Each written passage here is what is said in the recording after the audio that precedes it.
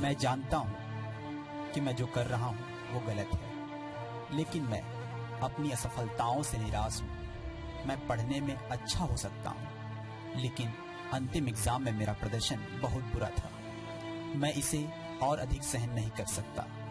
मैं जानता हूँ कि मैं एक अच्छा बेटा नहीं हूँ। मम्मी पापा, मैं आपसे बहुत प्यार करता हूँ। प्लीज मेरे मरने के बाद मत रोना। मैं किसी के लिए अच्छा नहीं हूँ। Good bye.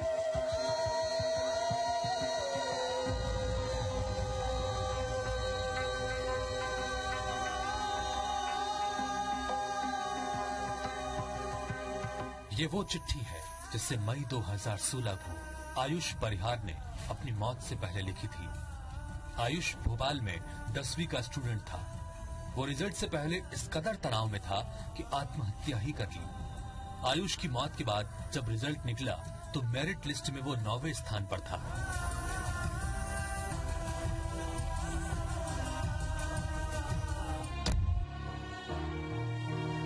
अप्रैल 2016, रायपुर, छत्तीसगढ़। 10वीं की छात्रा ने की आत्महत्या। एक बार 10वीं में फेल हो चुकी थी, रिजल्ट बिगड़ने के डर से दे दी जान। मई 2016, सागर, मध्य प्रदेश। 12वीं छात्रा कंचन को था रिजल्ट का डर, तनाव में फांसी लगा ली। रिजल्ट आया तो 2nd डिवीजन पास थी। मई 2016, ग्वालियर, मध्य प्रदेश। रिजल्ट से एक दिन पहले अनर्थ। 12वीं की छात्रा कृतिका ने कर ली सुसाइड। कितने बेटे, कितनी बेटियां, कितने बार रिजल्ट से डरना क्यों, जिंदगी हारना क्यों। उसे ढूंढो।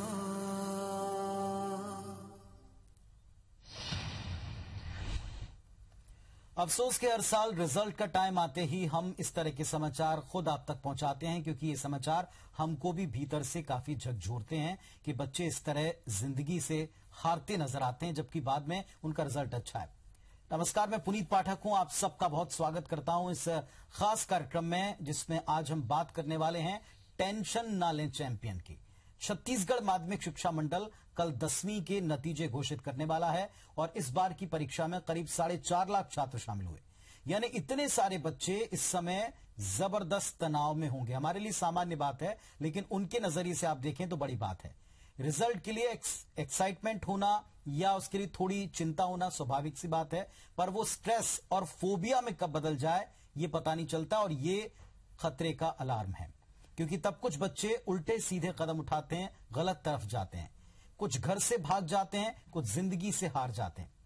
ये चिंता हम सबकी है कि बच्चे कैसे सही सलामत रहें, रिजल्ट चाहे जैसा भी हो, किसी भी स्थिति में वो मजबूती के साथ खड़े हो सकें। लेकिन उसके लिए हमको उनका इस स्थिति से सामना करते वक्त या तो उनके साथ रहना पड़ेगा या फिर उनको इस काबिल बनाना पड़ेगा कि वो कतई टेंशन ना लें।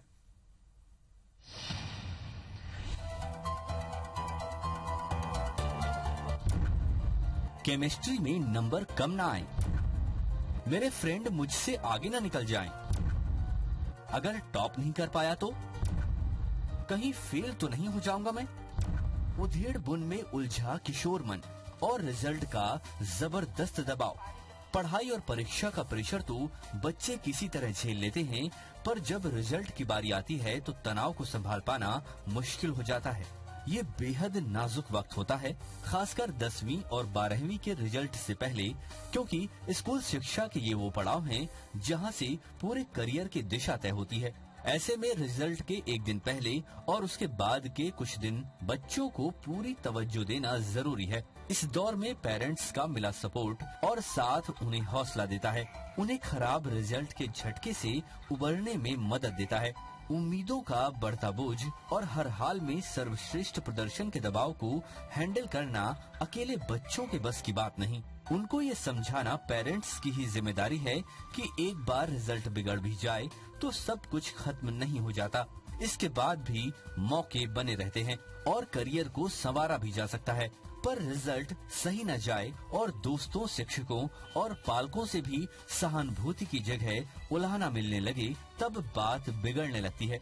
बच्चे इस कदर अकेले और असुरक्षित हो जाते हैं कि फिर वो कोई भी आत्मघाती कदम उठा लेते हैं। रिजल्ट बेहद खराब आए तो भी बच्चे को झिड़कने की बजाय उनके कंधे पर हाथ रखकर ये कहना जरूरी होता है, चलो कोई नहीं, जो हो गया सो हो गया, अगली बार के लिए दोगुनी मेहनत करो।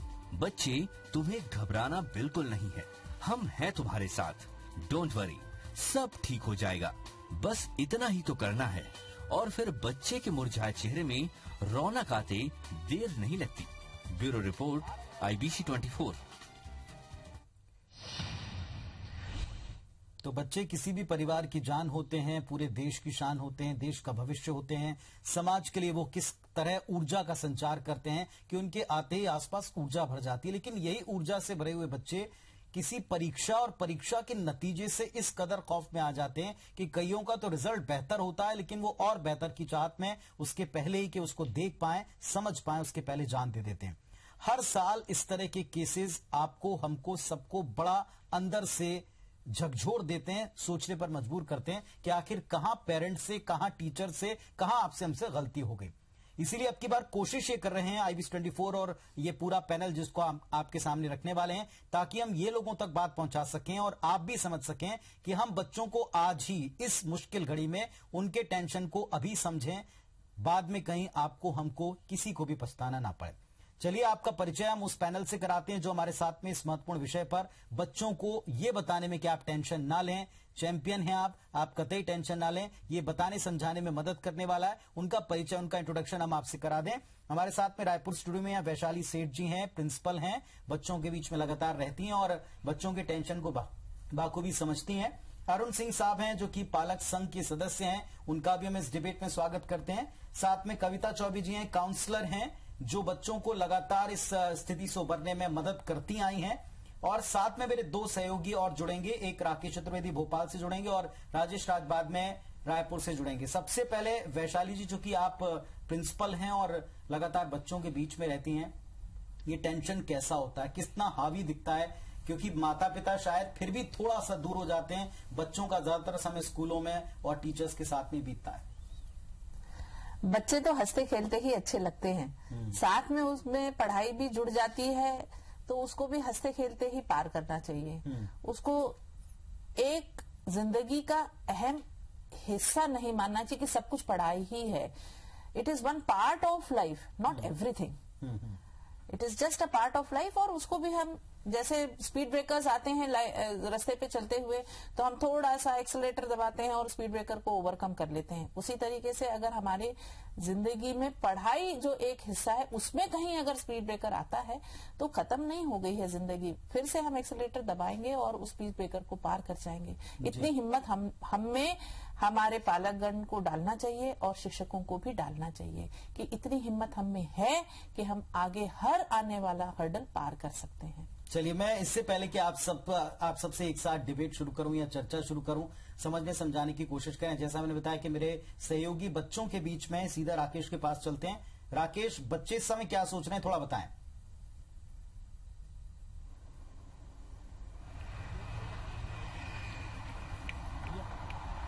देखिए, मेरे साथ जो छात्र मौजूद हैं उसमें स्कूल से लेकर कॉलेज के छात्र मौजूद हैं और अभी सबकी परीक्षाएं हैं, खत्म हो चुकी हैं और सभी को बस धड़कन इसीलिए बड़ी हुई है अभी कि उनका रिजल्ट कैसा होगा। हम सीधे छात्रों से ही बात करेंगे। बताइए, रिजल्ट आने वाला है, धड़कनें कितनी बड़ी हुई हैं? बहुत ज्यादा टेंशन में हैं हम लोग, क्योंकि इतना प्रेशर है इस पढ़ाई के। मतलब एक तो घर वाले भी प्रेशर देते हैं और स्कूल वाले भी प्रेशर देते हैं, जिसके कारण हम लोग पढ़ाई नहीं कर पाते। या ये प्यार से तो हम बात करते नहीं है, स्कूल वाले एक प्रेशर में पढ़ाई करवा रहे हैं आज की जनरेशन में, तो जिससे मतलब पढ़ाई भी नहीं हो पाती। किसी के ऊपर ज्यादा प्रेशर में अगर काम करवाएंगे तो काम नहीं होता। आपको लगता है आपकी भी धड़कनें बड़ी हुई हैं? जी, वो तो बिल्कुल बात है कि धड़कनें सबकी बड़ी रहती है। रिजल्ट ऐसा है कि एक धड़कन बढ़ जाती है, रिजल्ट का नाम सुन के कोई बोलता है कि रिजल्ट आ रहा है तो अपने आप धड़कनें बढ़ जाती हैं अपनी, और यही टेंशन रहती है। सवाल ये भी है, धड़कनें तब बढ़े जब पेपर खराब हो, अच्छा नहीं गया हो। आपको क्या लगता है? धड़कने, बात ये है कि मतलब क्या पूछा आपने? आपके एग्जाम की बात करें तो कोई आपका प्रेशर है, कोई टेंशन है आपको रिजल्ट को लेकर? जी, एग्जाम का टेंशन, रिजल्ट का लेके टेंशन तो हम सबको होता है कि रिजल्ट खराब आएगा तो घर वाले क्या बोलेंगे, बाहर वाले क्या बोलेंगे। उसके बाद मतलब मेन प्रेशर आपका, अगर जितना बुरा एग्जाम जाएगा उतना ही ज्यादा प्रेशर आपको वहीं से बन जाएगा, क्योंकि घर वाले सबसे ज्यादा प्रेशर माँ बाप का रहता है कि रिजल्ट का डर है, घर का डर है। आपको भी लगता है कोई डर है? डर तो है, क्योंकि जो 12th का एग्जाम होता है उसके बाद ही रिजल्ट जो आता है वो इससे ही करियर का आप जो पाथ चूज करते हैं उससे ही पता चलता है। और वैसे ही 12 का जो रिजल्ट है वो सबसे मेन और इम्पोर्टेंट है, तो वो तो टेंशन रहेगा चाहे अच्छा गया। लेकिन सवाल ये भी है, जब पेपर अच्छे गए, पढ़ाई अच्छे से की है, फिर किस चीज का डर? ये जाहिर सी बात है, अगर बच्चा पेपर अच्छा नहीं गया है तो उनको टेंशन तो होगी, मगर बच्चों पर निर्भर करता है कि बच्चे ने अच्छे से पढ़ा है तो उनको कोई समस्या नहीं है, कोई दिक्कत लेने की जरूरत नहीं है। वो अगर अच्छा पेपर गया होगा तो नंबर भी अच्छे आएंगे।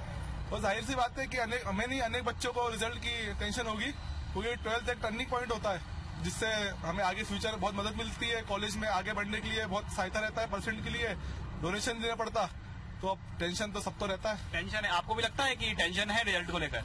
जी, रिजल्ट को लेकर टेंशन तो काफी बनी हुई है बच्चों में, और साथ ही साथ में उनके माँ बाप से, पेरेंट्स से निवेदन करना चाहता हूँ कि बच्चों को प्रेशराइज कम करें, ताकि वो आने वाले समय में हम सुनते हैं कि बच्चों का रिजल्ट बिगड़ जाने की वजह से कई बच्चे आत्मदाह जैसे गलत कदम का उपयोग करते हैं। राकेश, कुल मिलाकर बच्चे इस बात को बेहतर समझते हैं कि टेंशन होता है, और इस बात को भी समझते हैं कि इस टेंशन को उनको दूर रखना चाहिए। कुछ सारे बच्चे ये बात बता रहे हैं। राकेश, आपके पास लौटेंगे हम। हमारे साथ में कविता चौबे जी, काउंसलर, जुड़ी हुई है भोपाल से। कविता जी, आपको तो ये स्थिति लगातार आपने देखी होगी और आपका तजुर्बा भी काफी लंबा है। बच्चों को आप इस मोमेंट पर क्या कहना चाहेंगे जब कुछ घंटे बचे हैं कि उनका एग्जाम का रिजल्ट आने वाला? क्योंकि किसी को भी आप कहें कि आपको एग्जाम देना है और किसी को भी आप कहें कि आपका नतीजा अभी हम सुनाने वाले हैं, तो उसकी धड़कनें तो बढ़ेंगी, लेकिन कंट्रोल कैसे करें?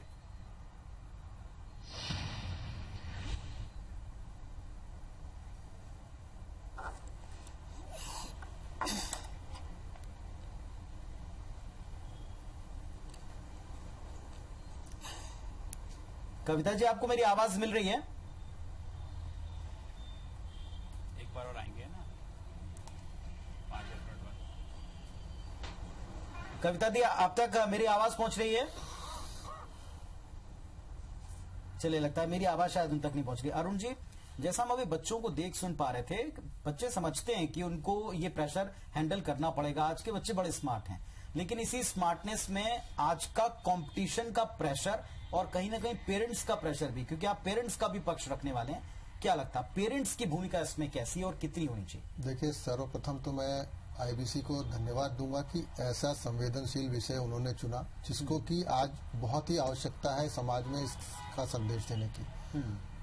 एज अ पालक, एक पेरेंट होने के नाते मैं ये बता सकता हूँ कि बच्चे की पढ़ाई के लिए जो एक सामान्य पालक है वो काफी पैसे खर्चा करता है, और उसके बाद उसकी उम्मीद ये बढ़ जाती है कि बच्चे का रिजल्ट बहुत अच्छा आना चाहिए, जिसको कि हासिल करने के लिए वो लगातार अपने बच्चों के ऊपर दबाव बनाते हैं।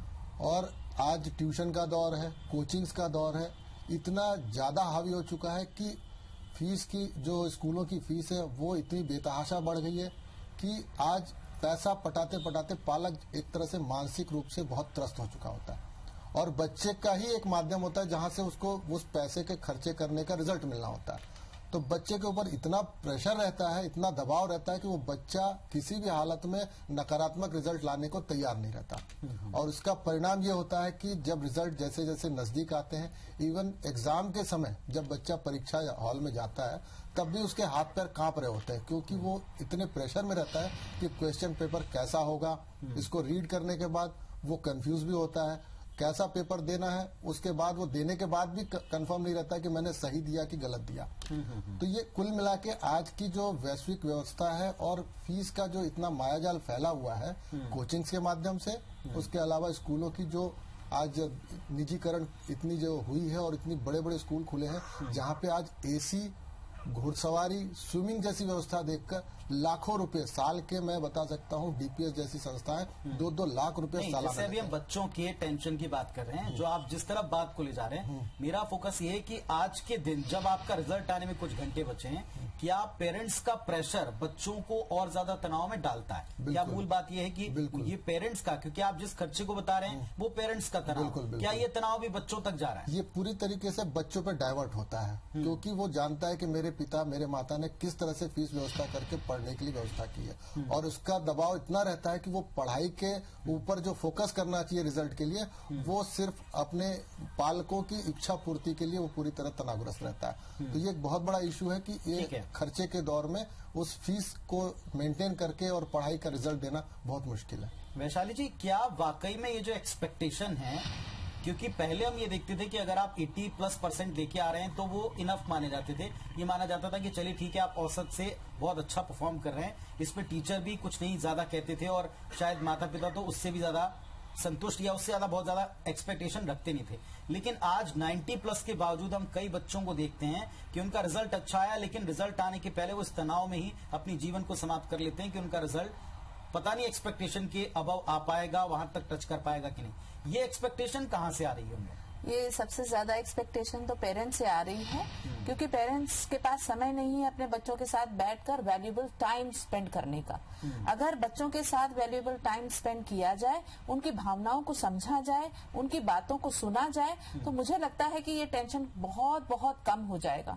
और रही बात, जैसे कि इन्होंने कहा कि पैसे से उसको तौल रहे हैं, तो पैसे से उसको तौल क्यों रहे हैं? हम भी तो खाना बनाते हैं और डिश अच्छी नहीं बनती है तो उसको दोबारा बनाते हैं, कपड़ा सिलवाते हैं, कपड़ा बराबर नहीं बनता है तो टेलर को पैसा तो दिया है, हम उसको दोबारा ठीक करवाते हैं। उसी प्रकार पढ़ाई है, पढ़ाई को इतना ज्यादा मूल देने की जरूरत क्या है? पढ़ाई एक one important part of life है, होना चाहिए। क्यों? क्योंकि पढ़े लिखे अगर होंगे तो बिजनेस भी बहुत अच्छा करेंगे, हमारी देश के लिए एक अच्छा नागरिक, सुलझा हुआ नागरिक हम समझेंगे, तैयार कर सकेंगे। चलिए, हमारे साथ में कविता जी भी। कविता जी, अगर आप तक मेरी आवाज पहुंच रही है तो आपका तजुर्बा इसमें क्या कहता है? ये ओवर एक्सपेक्टेशन, इसको कैसे कंट्रोल करें? खास तौर से आज इस समय जब हम डिबेट करें, कुछ घंटे बचे हैं रिजल्ट आने के, तब इस तनाव में एक्सपेक्टेशन भी शामिल है। ये ओवर एक्सपेक्टेशन को कैसे कंट्रोल करें?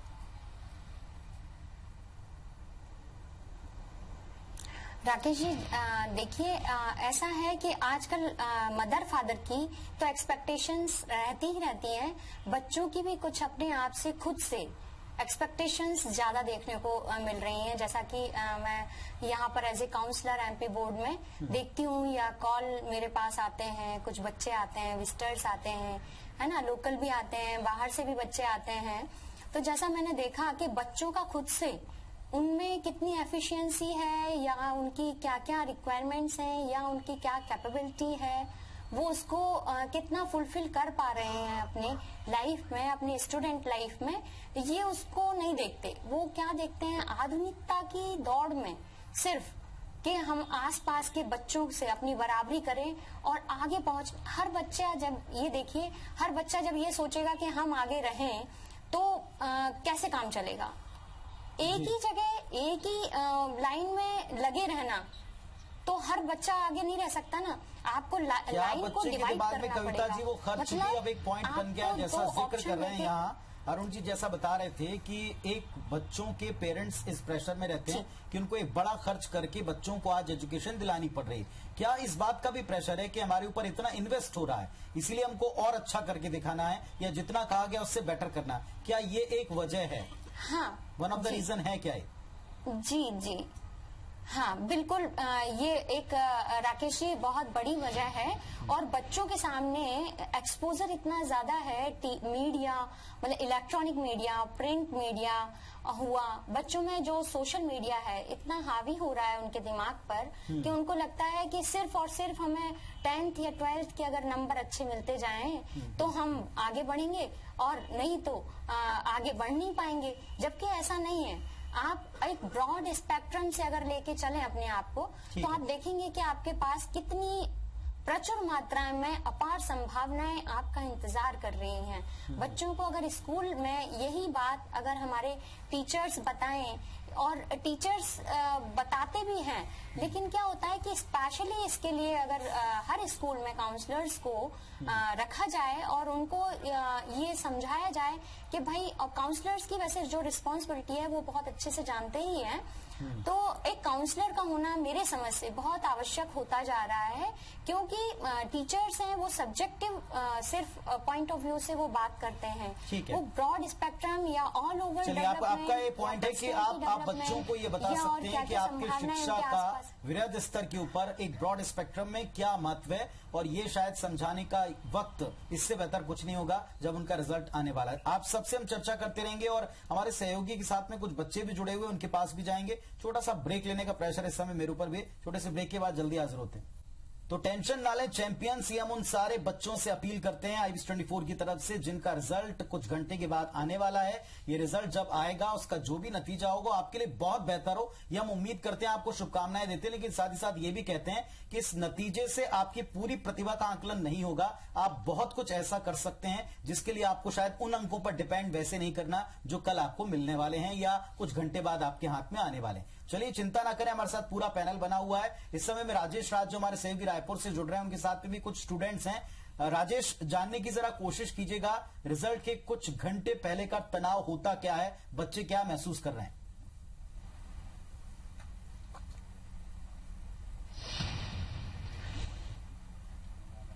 जी बिल्कुल पुनीत, हम स्टूडेंट्स के बीच में ही हैं और इन स्टूडेंट्स से ही बात करेंगे कि जब रिजल्ट आने के कुछ घंटे बचे हों तो उस घंटे का कितना फर्क पड़ता है उनकी सोच पे। रिजल्ट आने वाला है कल, क्या लगता है जब महज चंद घंटे और बचे होते हैं, आपको ये पता है कि कल सुबह रिजल्ट आ जाएगा, प्रेशर होता है, एक्साइटमेंट होती है, डर होता है, क्या कैसा फील करते हैं? एक्साइटमेंट तो बहुत है, रिजल्ट अच्छा ही होता है, पर डर भी लगता है। जी, डर किस बात का लगता है, क्या मन में है ऐसे कि जो डर लगता हो? मतलब मैथ्स जो है वो हार्ड है, तो उसमें पास होने का कम चांस है। अच्छा, ये डर रहता है। साथ में कभी ये भी डर लगा कि रिजल्ट कैसे आएंगे, स्कोर कैसा होगा, उस तरह की बातें भी? रिजल्ट तो अच्छा आएगा लग रहा है, और आगे रहता है। जी, तो ये एक डर है कि किसी विषय में हम कुछ अच्छा नहीं कर पाए। कुछ और स्टूडेंट्स भी उनसे भी बात करते हैं, क्या लगता है जब हम बहुत कम घंटे बचे हैं, मैच कुछ और घंटे बचे हैं, उसके बाद रिजल्ट आएगा, हम साल भर मेहनत करते हैं, उस बात का भी प्रेशर होता है क्या, और क्या आपके मन में और किस बात का प्रेशर होता है?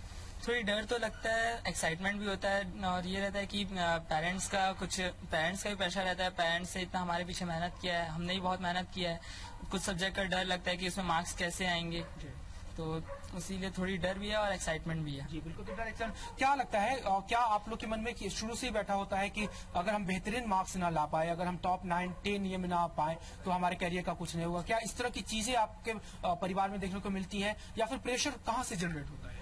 प्रेशर तो पेरेंट्स के जो एक्सपेक्टेशंस थे, अगर हम उस पर खड़े ना उतर पाए तब डर लगता है, और हम लोग कुछ सब्जेक्ट की वजह से हम लोग के रिजल्ट बिगड़ जाए उसके भी डर लगता है, पर हम लोग अपनी मेहनत पूरी किए हैं, एग्जाम में भी रिजल्ट कल निकलेंगे, देखा जाएगा अच्छे आए कि ना आए। जी, जनरली इस प्रेशर से उबरने के लिए क्या करा? क्या आपके कोई पेरेंट्स सपोर्ट करते होते हैं, टीचर सपोर्ट करते हैं, या फिर आपके फ्रेंड सर्कल है, क्या आपस में आप बात करते हो कि नहीं ठीक होगा कुछ? क्योंकि हमने देखा है कि रिजल्ट के बाद भी कुछ स्टूडेंट गलत कदम उठा लेते हैं, वो अपनी जिंदगी खत्म कर लेते हैं, क्या इस तरह की भी बातें होती है आपके ग्रुप में? ऐसी चीज तो करनी नहीं चाहिए जिंदगी खत्म। हाँ, पेरेंट्स और फ्रेंड्स और टीचर सब सपोर्ट करते हैं, पूरे सपोर्ट करते हैं हम लोग को, कीप इट अप बोलते हैं हमको, हर चीज में सपोर्ट करते रहते हैं।